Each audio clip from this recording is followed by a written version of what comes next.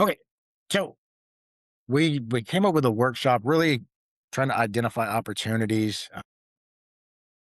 This was spurred a lot for the fact that there's a changing in the Medicare market space right now between service area reductions, suppressed plans, non-commissionable plans, really made us open up our eyes more and more. I mean, we've always teach I try to promote cross-selling and make sure that you have a diverse portfolio to be able to offer products to your clients, but it really seemed to sink a lot deeper towards the end of AEP and kind of rolling into OEP last year, and to really put focus on it to really help our agents out and coming up with different podcasts on the different products and really trying to, for lack of a better expression, really dummy it down. So if we can oversimplify the products to our agents, you can oversimplify them to your clients, and the likelihood of them understanding it and you understanding it is that much better. So some of this is really just designed on kind of the whys, the hows, the wins, to maybe open up your eyes to opportunities and how to get started and start cross-selling in general.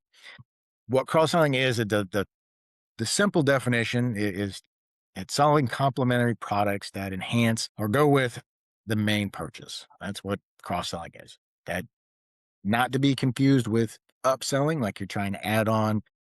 Client came in for a plan, C, and you upsold them to an N to a G. That would be upselling.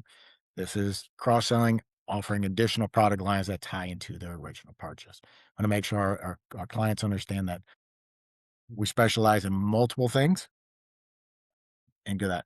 Amanda, can you give us a points because I think there is a huge drawback for agents when it comes to ancillary products to start with, whether they don't want to feel like that Best Buy employee trying to tack on the extended warranty at the end of buying that new TV and life insurance and some products you kind of have to create an emotional need for the product versus Medicare.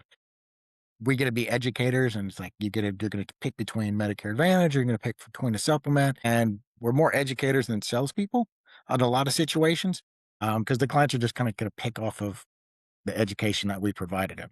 But Right. from a servicing standpoint, kind of go over the benefits of using this as a servicing tactic as opposed to we're trying to get as much money out of our clients as we can. More from like Yeah, I mean, standpoint. your clients obviously have other insurable needs, so you want to make sure that you are their trusted insurance advisor and that you're going to be out there to protect them from, the bad actors and fraud and people trying to take advantage of them. So it's important that you let them know everything that you offer if you offer these other products, just so they are first off aware. I don't think that's doing anybody a disservice by letting them know that you offer these. Agents are 89% more likely to provide additional coverage to existing clients. And then on the policyholder side, 61% of policyholders have one policy, 29% of policyholders have two, and 10% of them have more than two policies. So it's a really important that you let them know that you offer these things because the likelihood of them buying it from you is going to be a lot greater. Because currently only 3 to 6% of agents are trying to cross sell. And I know it's hard. I mean, asking for more money can be a challenge when especially we're offering them $0 plans. But it's important that they're aware that you have this because if they go somewhere else because they didn't know you had it, that person could end up taking the rest of that business with them. And that's you don't want that. Nice. Mike, can you talk a little bit on kind of that's from like a servicing standpoint on another kind of going over the whys on why agents should be cross-selling. Can you go over some of the information as far as on the side of retention at least? Hmm. Sure. Yeah. And retention is really important to everybody, every agent out there. You don't want to keep constantly replacing your business. You want to retain your business. You want to be writing new business. So cross selling can boost retention, believe it or not, by 30%. And if you look at what Amanda said earlier, the statistics show only 3 to 6% of agents are even pursuing cross selling. So there's great opportunity for you there. Clients with two policies have 2 to 3 times retention rate. Clients with three policies or more have a 90% retention rate. You have a better relationship with your client, for one thing. And then also, money as a byproduct by providing additional coverage for an existing client it can generate, believe it or not, 5 to 25 times more profit versus selling to new customers. Your customers are already familiar with you. You built up that trust rapport with them. So that's a good starting point if you're having a hard time getting started.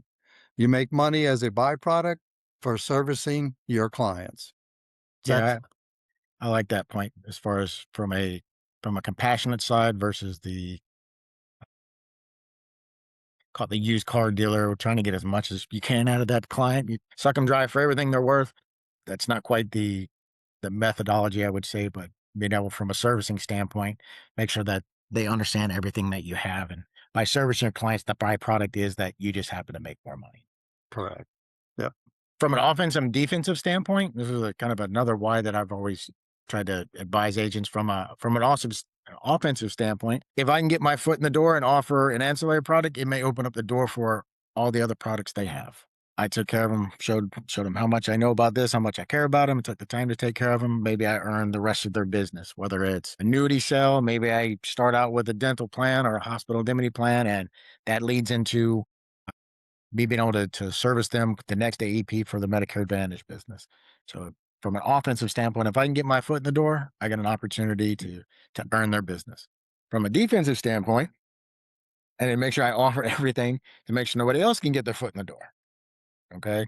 So offensive defense is a good way, a good analogy, in my opinion, to kind of look to protect your book of business as well as get new business. Another thing is if your clients know all the products that you do offer, the likelihood of them offering or getting other referrals outside of Medicare is huge.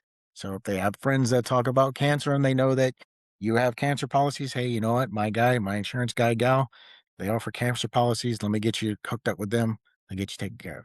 So if they know your product portfolio, the likelihood of getting other referrals for your cross selling opportunities are going to be huge. Another good points for cross-selling or some of our ancillary products in general is we don't have to worry about CMS as far as getting things approved, not approved for marketing pieces. You can sell them year round, so we don't have to wait for AEP, OEP, SEPs. We don't have to worry about any enrollment periods. A lot of the products there is very simple underwriting, if any. So there's a lot of opportunities year round selling for these products with that. To give you an idea as far as like I don't think a lot of our agents even know the full capacity of JSA and what we have to offer. One thing we are going to retool is our product catalog list. So I'm going to run through just as a practice for you, just to list everything that you have access through JSA. And I would be willing to put money on it that there's at least one or two products on here that you had no clue that JSA offered. So we've got our supplements, our Medicare Advantage with MAPD or standalone MA plans, dual special need plans, chronic special needs plans. We got our standalone prescription drug plans, life products, meaning term life, annual renewable term, whole life, universal lives, including guaranteed universal life products, index universal life products, express life. We've got children's whole life products. We've got final expense, including single premium, 357 pay carriers. We've got graded or modified plans, return of premium plans. We have guaranteed issue plans. There's short-term disability, long-term disability, recovery care, home health care. We've got long-term care, short-term health, which would be like your catastrophic or bridge policies. We've got ACA, hospital indemnity, accident insurance, accidental death and dismemberment insurance. We've got critical illness, cancer policies. We've got heart attack and stroke insurance, traveler's insurance, standalone dental plans, vision insurance, telemedicine, annuities. I'm almost done. Fixed annuities, which would be like your MIGA, which are multi-year fixed annuities. We also have fixed indexed annuities, which would be your performance-based or income-based annuities. Immediate annuities being SPIAs or DIAs, SPIA being a single premium immediate annuity and the DIA being a deferred immediate annuity. I'm done. I might even have missed one or two. And I'll send that out to everybody. I've had a few people ask me if I'm going to send a list of it all. So I will definitely send a list of Yeah, everything in an email follow-up after this. I'm sure there's something in there like I didn't know that. Trust me, every time I read through them, like, oh, I forgot we had that.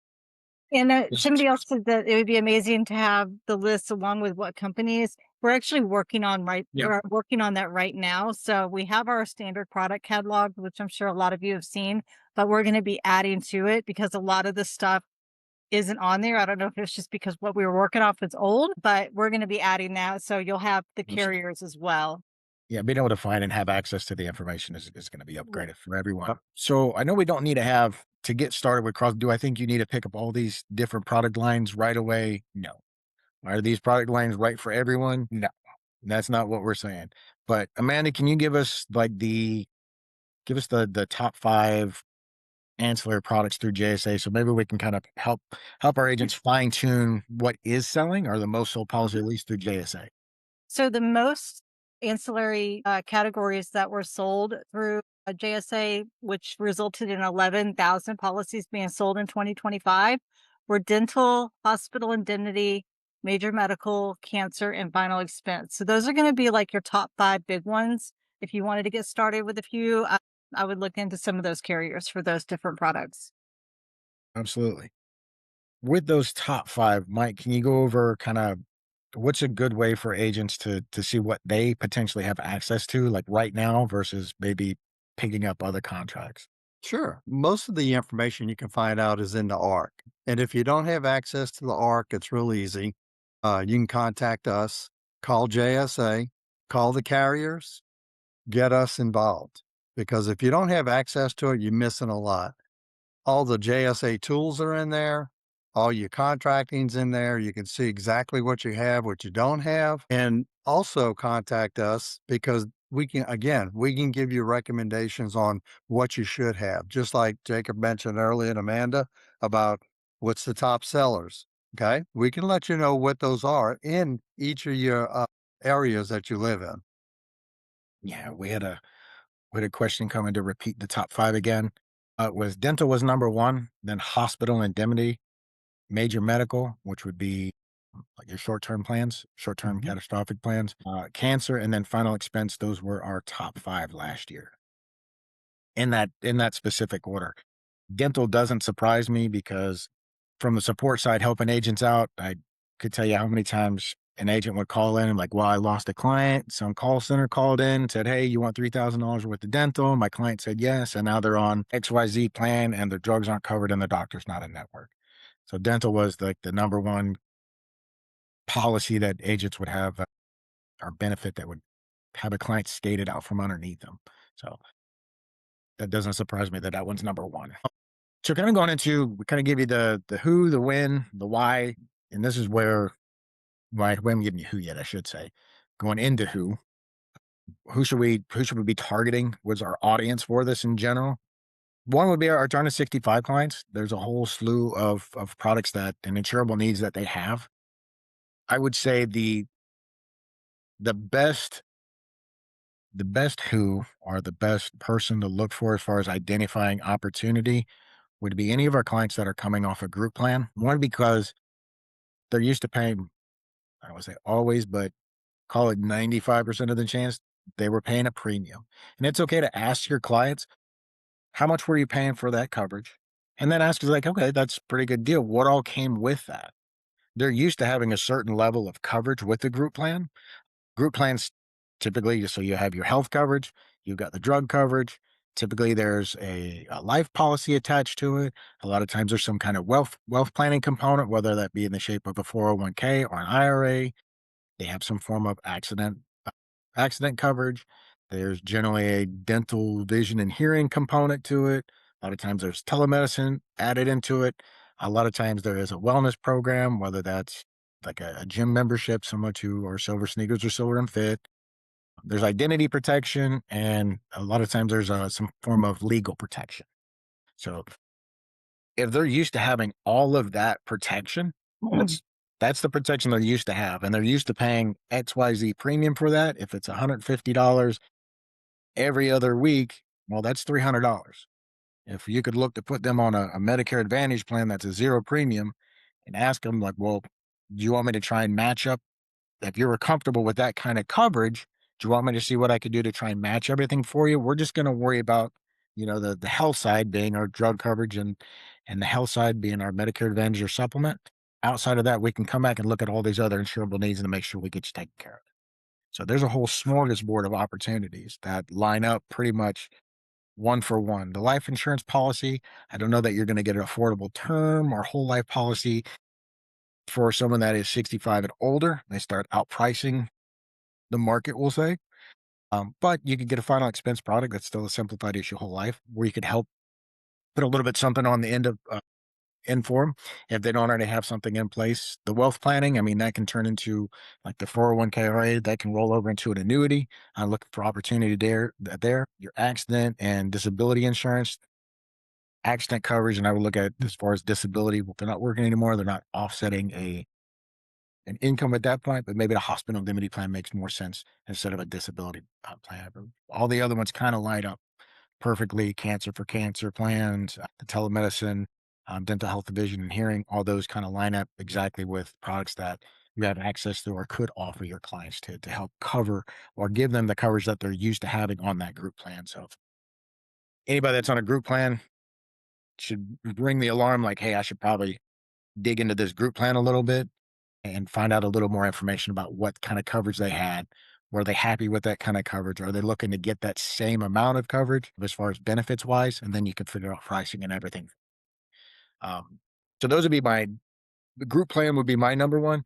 Amanda, can you give us some opportunities for, say, the folks that are under 65? Yeah. So anybody that's self-employed or maybe in between jobs, you've got somebody younger that's coming off their parents' insurance coverage. Anybody that is on ACA that might have a high deductible health plan, that would be a good candidate for like a hospital indemnity. And also, ACA clients are a good pipeline into Medicare. So I mean, they stick with you long enough, they're going to be aging in at some point. So it's start them early. Mike, can you go over maybe some other sales, call it sales tactics, as far as kind of looking for opportunities during a meeting or face-to-face appointment with your clients? Sure. One of I think the top, whether you're presenting products or sales, whatever, be an active listener. You got to be able to listen to what the customer's needs and what they're looking for. And then also be observative on, are they wearing glasses? And don't get in trouble with this, but look at their teeth. Don't stare at them. See if they have dentures, things like that. Confined to a wheelchair. If you see a walker, oxygen bottles, a cane over in the corner, something like that. And then also hearing aids. These are all things that you can help them with, cut some of the cost on them with cross selling. And one you're really going to probably sway away from is the duals are normally not an option. They're, Yeah, they're looking to save money, all their money. You want them to use their money towards their medication and, things that are they're important for 'em. financial hardship. Yeah, Yep, I got you on that. So just all in all, just being observant, keep your eyes open, and be a good listener to identify opportunities. yep, yep. I like that. That's smart. Amanda, can you go over? So we kind of got the why, the who, to kind of go over when should our agents look to try to cross sell. Yeah, I mean, it's going to depend on what you're trying to cross sell. If you're selling dental versus hospital indemnity, no matter what, you don't want to overwhelm your clients at the original appointment. You don't want to kind of bombard them with too many options at the point of sale. But look at some post sale opportunities, such as like annual reviews or birthdays with your clients. You can do it year round too. So use those calendar months that specialize in like, cancer awareness month or life insurance month or heart health month, things like that. Or you can even make up your own little calendar. Like every March you do this, and every April is this, every summer, or every July is this, whatever kind of cute little way you want to do it that you can make up your own schedule for, that'll work too. Nice. Are there? You mentioned point of sale. Are there any good products for cross selling at the point of sale? Yeah, I would say hospital indemnity is going to be the best one to do at point of sale for sure. That was even on the scope of appointment. So they have a green light to offer that product. Yep. That works. Kind of wanted to go into, so we covered who our targeted demographic is, why we're going to service our clients, and the byproduct of servicing our clients is we're going to make a little bit more money. Some of the strategies to try and really help folks out and getting started. And I used to get frustrated. I used to hosted all our webinars for probably 3 years with JSA, all the Tactical Tuesdays and Product Insight Thursdays. And on Thursdays, we'd have different carriers come in, whether it was, Cigna or GTL or Medico. And we'd always ask them, like, okay, so for hospital indemnity, what's this leap of faith? How do we get started? And like, all I ever got was like, well, you just do. You just do. I was like, well, that's a horrible sales strategy. Just do. Like, no one could ever elaborate where they always focused on kind of the why. It's like, well, you'll make more money. You'll be how? I was like, well, you'll make more money. Yeah, yeah, but how? Well, you're going to make more money though. It's like, you'll have retention. It's like, yeah, that's still a why. Help me how? So give you a couple at least strategies maybe to get started in cross selling. I always had a rule of three. The rule of three is for follow up for a new Medicare client of mine is 3 days, 3 weeks, 3 months. I'm going to follow up after my sell. I'm going to follow up with my client in 3 days. The reason why I want to follow up with them in 3 days is that is the average time for a CMS Medicare Advantage policy to get approved. So I called him like, just wanted to let you know, Mr. Smith, Mr. Client, I policy went through, everything's good to go. Next time I'm going to follow up with him is 3 weeks later. 3 weeks is the average time that it takes to get their new insurance card. Just wanted to follow up with you. Make sure that you got that card in the mail. If you haven't got that card in the mail, I can go ahead and follow up and send another one out just to be sure that you get that new card. At 3 months, I follow up with my client. This is going to be my servicing point and my opportunity for the cross selling. At 3 months, if they're on a Medicare Advantage plan, I want to ask, have you had a chance to use any of the over the counter benefits? Have you had a chance to set up a dental appointment? You still get those free cleanings and those x rays. So make sure you're taking advantage of everything. Have you had a chance to sign up for the gym membership yet? Remember, you have all these benefits. Okay. Let them know everything. At that point, I can ask, are there any other insurable needs? What I'd like to do is at the beginning when I'm talking to them is have a portfolio where we've got several customizable documents that can list all the product lines that you have and that you can offer to your client. Where just a little checkbox like, hey, you know what? While I'm finishing this application, here's some other insurable needs, a little questionnaire. Just put a checkbox on anything else that you may have an insurable need for. These are things that are offered. That way I can offer them all those things up front as an option. And then when I follow up with them at that 3 month period, say, hey, you checked a couple of these other boxes. Is this a good time that we can go over these things? So that's my rule of three as far as follow up. It's simple and it sticks kind of in the head as far as setting these things up. If you're using a CRM like Core or any of the other ones that can set up automations, you can set up similar email blasts to go out to your clients 3 days, 3 weeks, 3 months, and sending that information out. The questionnaire is a great way to get started and really presenting it every time and giving it to your client every time is probably the most important thing. To give you kind of to pick on Best Buy, the extended warranty guy, their methodology is 10 people are going to walk in the door. 3 of them are no people. They're going to say no, no matter what it is. I don't want it. I don't believe in the warranty. It's a waste of time. It's just a scam.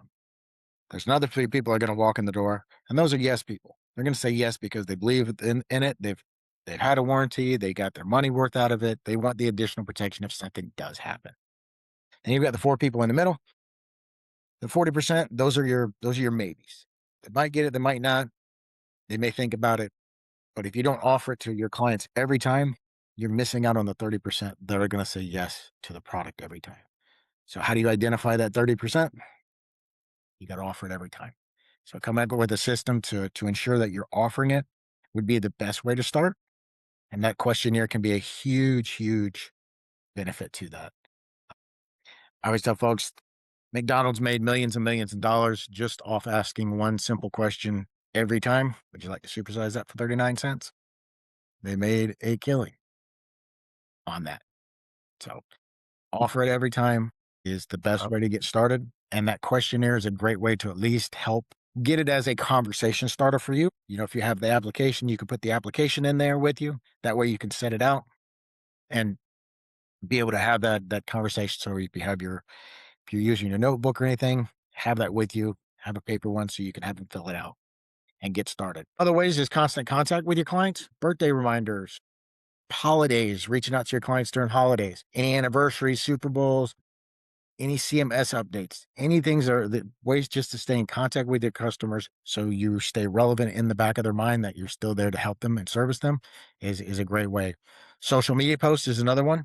And Michael will go over some of the things that we have for social media posts later on. If you have a website, updating your website with different products along the way, different information out there, letters to send out to your clients.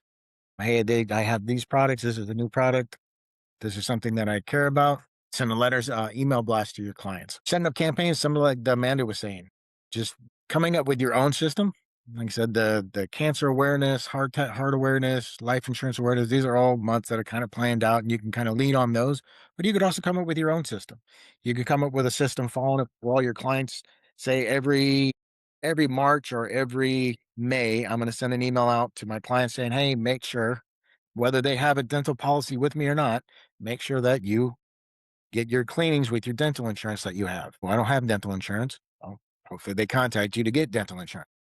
I would send one in May, and then I would send one 6 months later saying, "Hey, don't forget to get your second cleaning. Make sure you get your benefit out of your products." So those are kind of quick ways to get started. Like I said, the Best Buy mentality is true. As a man stated earlier in the presentation, which it 30, it was Mhm. 29% of policyholders have 2 policies. So we're right in line. Best Buy's right in line with 30% of the people saying yes to multiple products. So the only way you get there is by starting and by asking.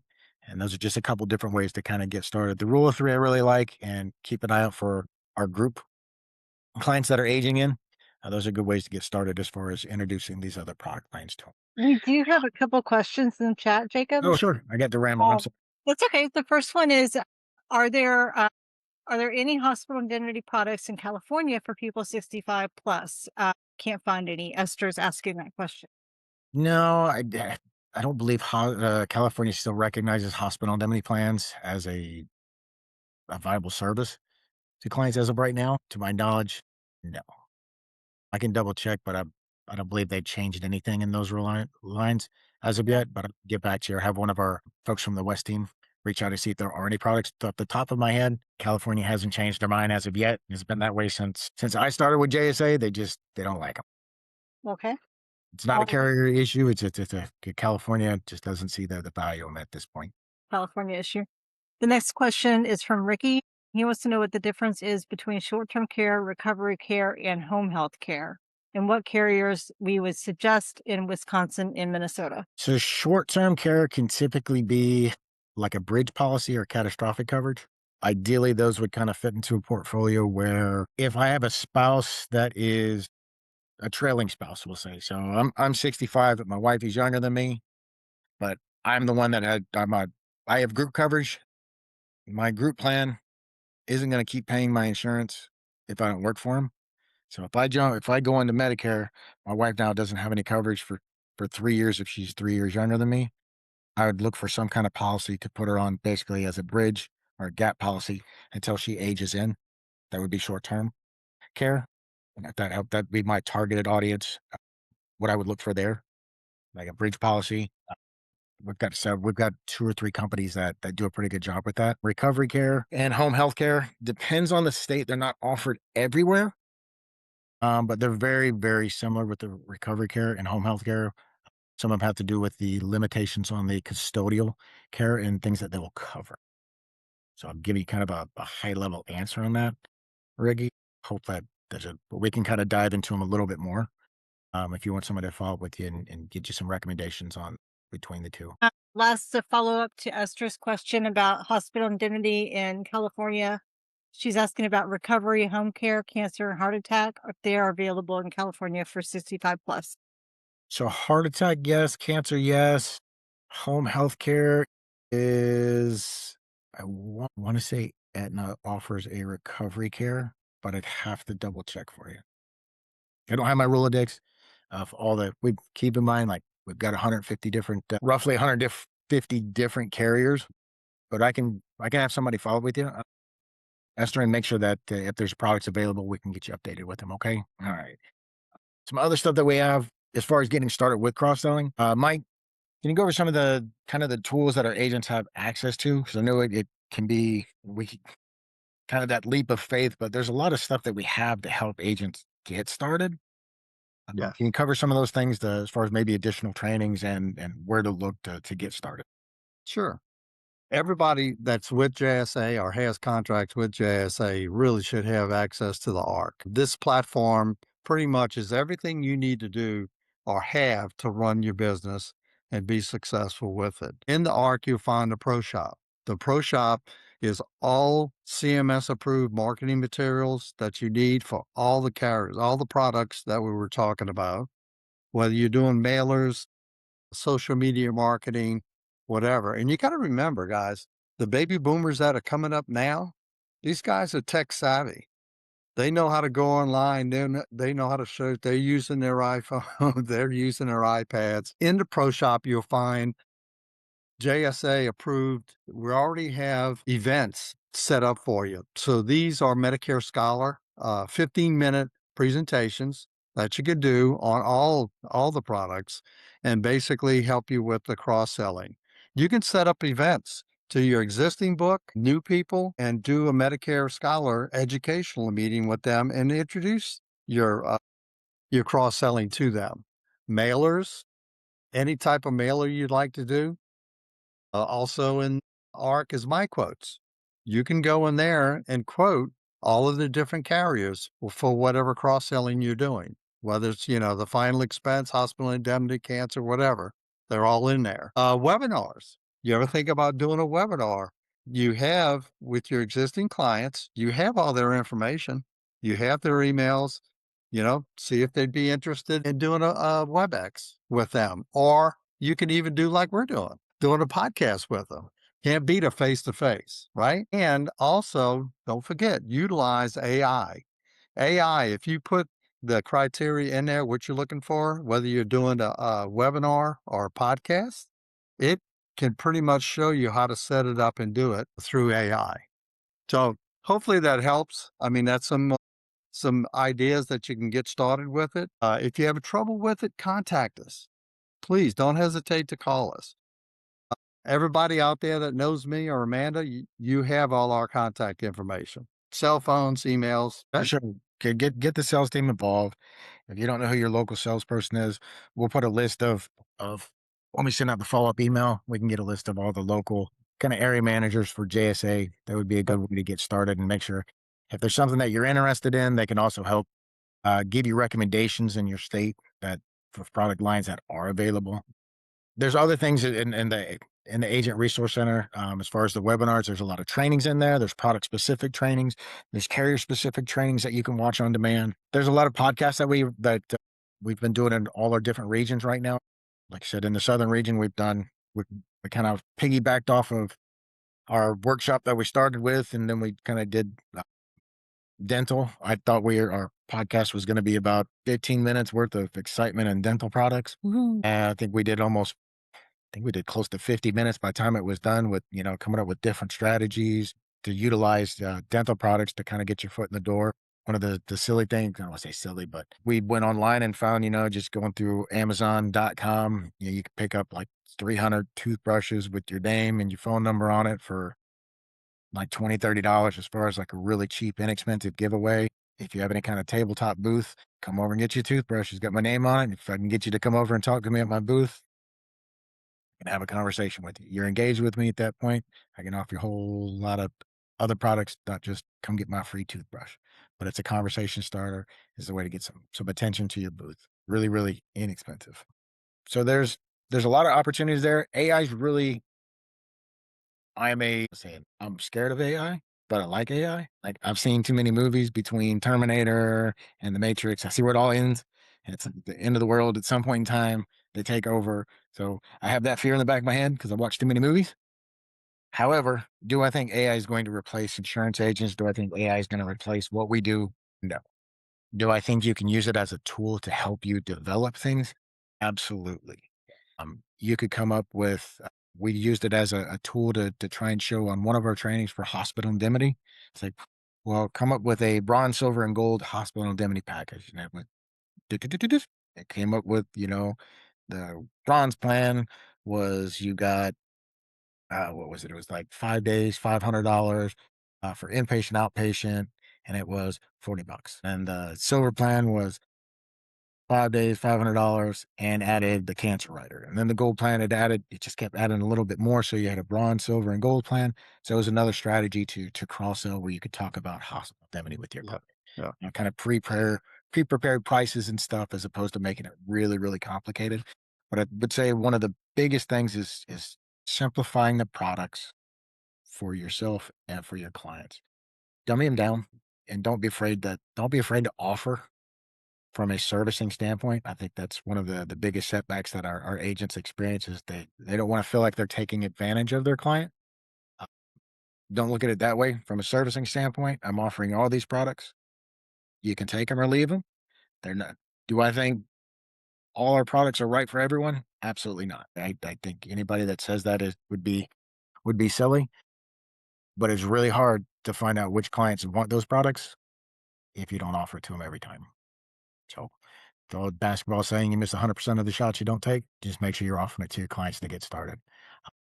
So we were supposed to get this done in a half hour. We're at like 42 minutes. So sorry, we went a little bit longer than I think they allowed it for us. But if anybody has any other questions, we'll try and answer them as far as kind of getting started. Maybe ways to get you going, get us involved. I always tell agents when we're doing our recruiting meetings, JSA's, our sales team's a lot like the old finesse commercials. Sometimes you need us a little, sometimes you need us a lot.